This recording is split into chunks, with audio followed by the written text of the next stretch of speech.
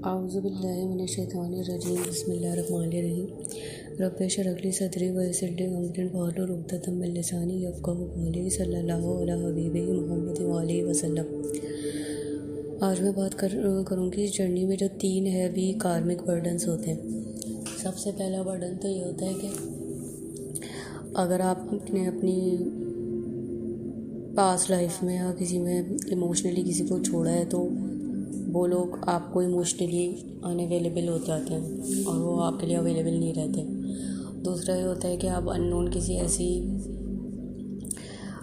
चीज़ में मुब्तला हो जाते हैं या कोई ऐसी आपके साथ इशू होने लग जाता है जिसके लिए आपको बार बार डॉक्टर के चक्कर लगाने पड़ते हैं। तो और डॉक्टर को समझ ही नहीं आता है कि इसका रीज़न क्या है। जैसे बहुत सारे इश्यूज़ होने लगते हैं जिसमें आपके स्किन से रिलेटेड होने लगता है या कुछ आपके हेल्थ से रिलेटेड ऐसी चीज़ें होने लग जाती हैं जिससे आपको ये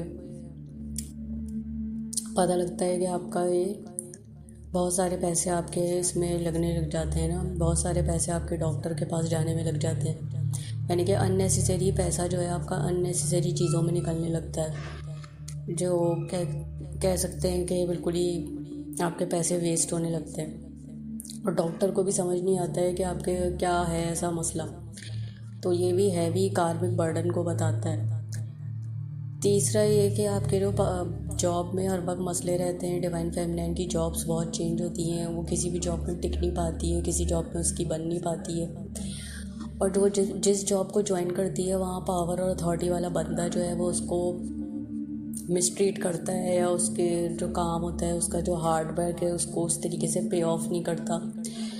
तो जो डिवाइन फेमिनाइन है वो अपनी जॉब में बहुत स्ट्रगल कर रही होती है, उसकी जो जॉब है वो बहुत चेंज हो रही होती है, उसकी जॉब कभी भी सुकून में नहीं रहती, उसका वर्क एनवायरनमेंट हमेशा टॉक्सिक रहता है, उसके हमेशा इर्द गिर्द लोग ऐसे लोग रहते हैं जो उसके लिए फेवर में नहीं होते, हमेशा उसके अगेंस्ट होते हैं। और फाइनली जो है वो जो जॉब में इतनी परेशान हो जाती है कि वो या तो खुद ही क्विट कर देती है और चली जाती है। तो इस तरीके जो वर्क प्लेस पे फ़ाइट्स होती हैं, फिर उसमें जो है आपका जो बॉस है, आपका जो मैनेजर है, उसका बिहेवियर सही नहीं होता है। तो ये टॉक्सिक इन्वायरमेंट भी जो है आपके हैवी कर्मा बैगेज को बताता है कि आपने जो है वो अपनी पावर अथॉरिटी का गलत मिसयूज़ करा है। तो उसके लिए आपको ये पावर अथॉरिटी वाले लोग जो हैं वो मिसट्रीट करते हैं, आपकी इंसल्ट करते हैं, आपको वो रिस्पेक्ट और वो रिगार्ड नहीं देते जो आप अब चाहते हैं। डिवाइन फेमिनाइन जो होती है वो अगर मैं अपनी बात करूँ तो मैं तो अपने आप को डिवाइन फेमिनाइन कहती हूँ। मैं जैसे फेमिनाइन हूँ तो ऐसा नहीं है कि फेमिनाइन में जो है वो हार्ड वर्क नहीं करती है, अब ऐसा नहीं है। फेमिनाइन जो होती है ना वो डिस्टॉर्टेड में भी अपने पैरों पे खड़ी हुई होती है। फेमिनाइन एनर्जी कभी भी लोगों से भीख नहीं मांगती, वो इंडिपेंडेंट होती है, वो अपना जो है वो खुद सेल्फ उसमें रहती है, सेल्फ मेड होती है।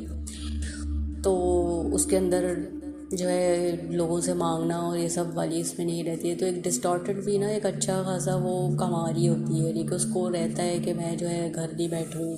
बहुत सारी लड़कियां जो हैं फेमिनाइन्स जो हैं इस जर्नी के नाम पर जो है वो घर बैठ जाती हैं। फिर वो घर बैठ जाती है, देखिए घर बैठने से क्या होगा, आप रूहानियत में आए या आप स्पिरिचुअलिटी में आए तो इसका मतलब ये थोड़ी है कि आप अपने कर्मा से भागेंगे। तो वो छोड़ देती हैं जॉब, फिर वो कंफर्ट जोन ढूंढने लगती हैं, फिर वो मांगने लगती हैं पैसे। तो ये इस तरीके की जो चीज़ें होती हैं ना, ये आपकी जो फेमिनाइन एनर्जी है उसमें आपको नहीं लेकर आती, तो यानी कि आपकी सेल्फ रिस्पेक्ट को डैमेज करती है। तो जो फेमिनाइन की जो जॉब है, वर्क प्लेस है, वर्क एनवायरनमेंट है, उसमें उसको समझना होता है कि उसके लेसन्स हैं जो उसको लर्न करने हैं। यानी कि आपने अगर पास्ट लाइफ में अपनी अथॉरिटी का मिसयूज़ करा है तो जाहिर सी बात है ये लोग भी आपके साथ इसीलिए कर रहे हैं सब। तो इसको हैंडल करना होता है पेशेंस से, सब्र से।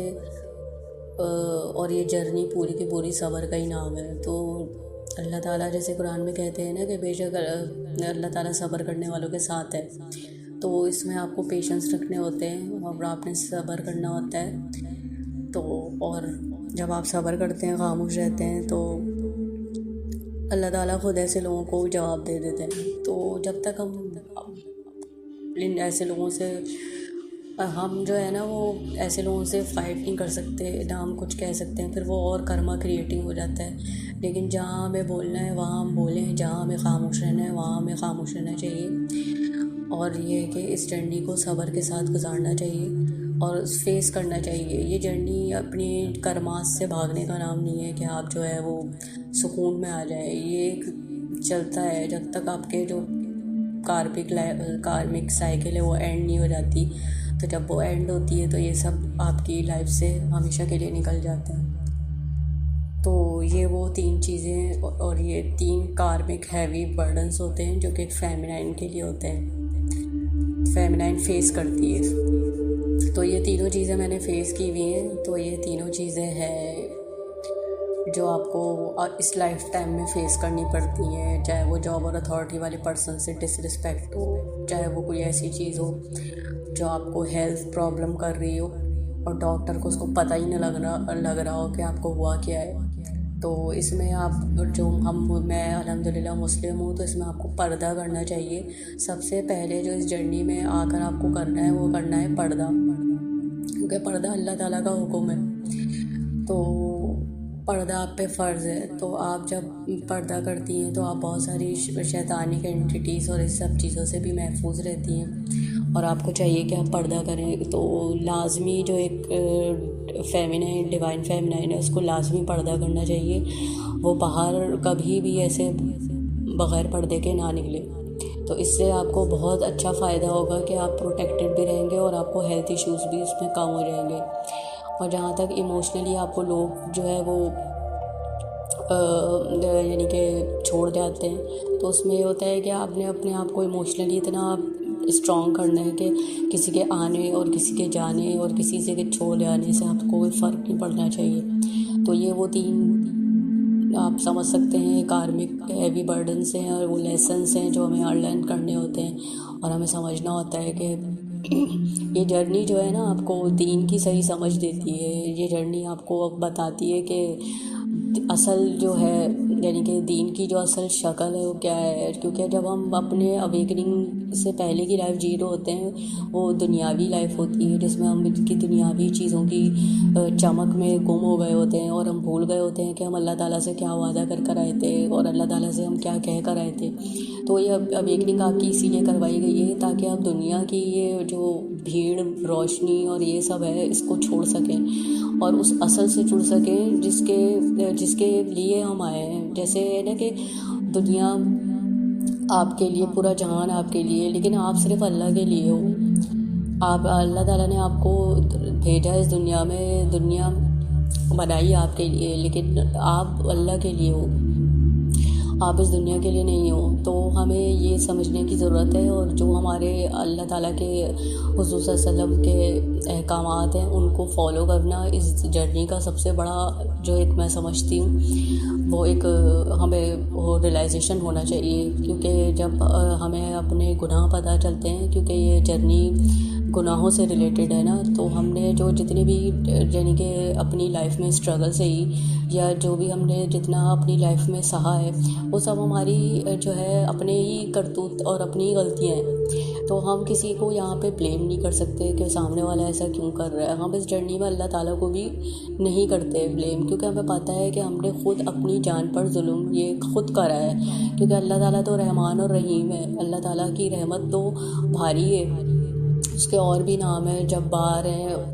यानी कि, लेकिन उसकी रहमत जो है वो सबसे ज़्यादा जो है वो उसके जो रहमत है वो उसके ऊपर ज़्यादा रहता है। अल्लाह ताला जो है वो रहीम और करीम है, उसकी ये रहमत की सिर्फ जो है वो बहुत ज़्यादा है। तो वो उसको कभी भी अपने बंदे को मुश्किल में नहीं डालता है, वो कभी भी अपने बंदे को अकेला नहीं छोड़ता है। अगर हम अपनी मुश्किल में हैं, हम अपनी मुश्किलात में हैं, तो कहीं ना कहीं हम अपने दीन से दूर हैं, हम कुरान से दूर हैं, हम अल्लाह से दूर हैं, हम उसके रसूल से दूर हैं। तो जैसे जैसे हम अपने दीन को समझते जाते हैं, जैसे जैसे हम अपने जो है वो लाइफ को एनालाइज़ करके सोचने लग जाते हैं कि जो कुछ हमारी लाइफ में हो रहा है हमारा अपना किया धरा ही है, तो हम फिर उसको जो है वो बहुत समझदारी से हैंडल करने की और अल्लाह ताला से हेल्प लेने की और जो है इस जर्नी को समझने की और अपने दीन के ऊपर चलने की भरपूर कोशिश करते हैं। तो ये मेरा था कि मैं ये मैसेज जिनके लिए है वो लाजमी उन तक पहुंच जाएगा। वमा अलैना इल्लल बलागुल मुबीन।